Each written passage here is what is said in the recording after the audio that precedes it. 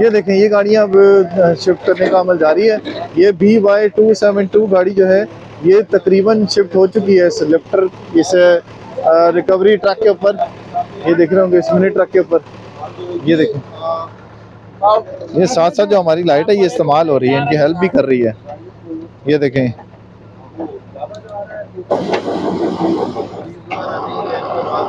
सिंध का नंबर है जी। ये जो प्रोटेस्ट था उस प्रोटेस्ट के अंदर जो लोग छोड़ के चले गए थे उनकी ये गाड़ी है जिसे मुंतकिल किया जा रहा है। अब ये देखिए पिछला टायर है, अब इसको भी किसी तरीके से सीधा करने की कोशिश की जाएगी।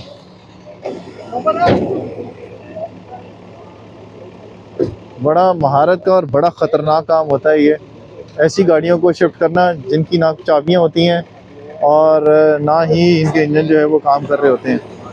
ये देखें।